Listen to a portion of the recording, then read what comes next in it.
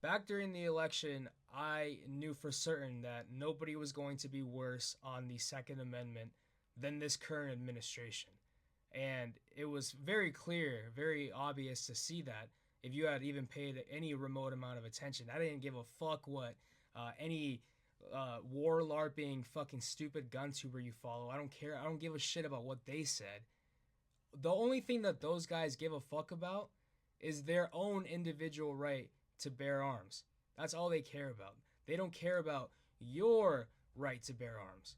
And now, in the last 48 hours, after seeing the government effectively murder another innocent U.S. citizen who was simply exercising their First and Second Amendment rights in this country, well, really doing nothing wrong. I mean, I've seen the video now multiple times, and you know what, we can talk about the video, but it's very clear that what the administration seeks to do now is a de facto ban on the Second Amendment. And so what they have to do is de facto governance, which is government in practice. And what we're seeing from this administration, especially the Department of Justice now, in the last 48 hours, you see multiple high-level officials signal how they're going to start enforcing the Second Amendment. But as Secretary Noem said, no one who wants to be peaceful shows up at a protest with a firearm that is loaded with 2 full magazines. That is not a peaceful protest, and you do not get to touch law enforcement. You do that anywhere, this FBI is going to be leading the charge to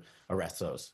But how was he threatening Border Patrol? You've collected the evidence, you said, right? You have the handgun in your possession? That's right. And how was he using that handgun in terms of threatening Border Patrol? What was the threat? He had his camera, right? He was filming it.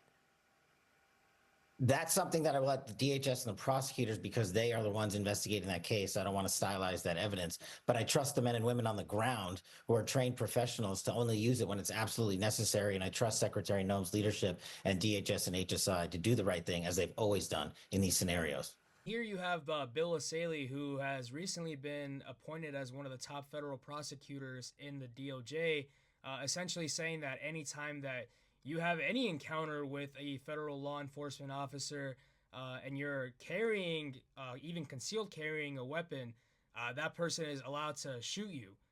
I mean, Jesus Christ, even if you have a concealed carry and you're somehow talking to an undercover federal agent, they have a strong justification of unaliving you. And here's even the Border Patrol guy, Greg Bovina, essentially telling you that even something as benign as saying insults at federal officers has dire consequences. Calling law enforcement names like Gestapo or using the term kidnapping, that is a choice that is made. There are actions and consequences that come from those choices. And then when someone chooses to listen to a politician, a so-called journalist, a community leader that spouted that type of vilification towards law enforcement or anything else, when you choose to listen to that, that is a choice, and there are consequences and actions there also. I think we saw that yesterday.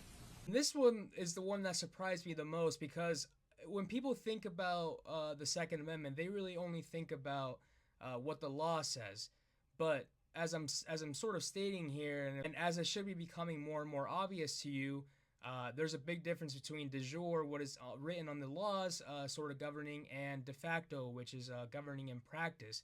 Now, it's pretty bizarre that the Treasury Secretary, Scott Bessent here, would even make a comment about how he views the nation's gun laws. And if you don't think that the Treasury Secretary has any sort of impact on the Second Amendment, he absolutely does.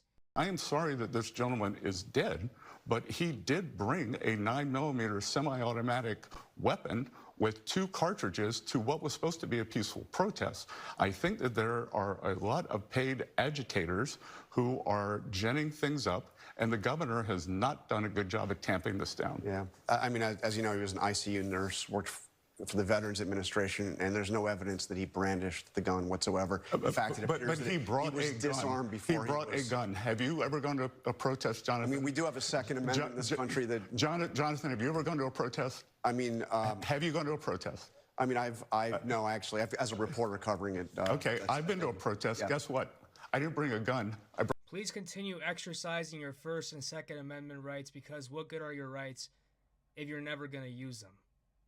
There are demons in this administration that want to come after you and want to come after them. So don't let them. Keep using your rights.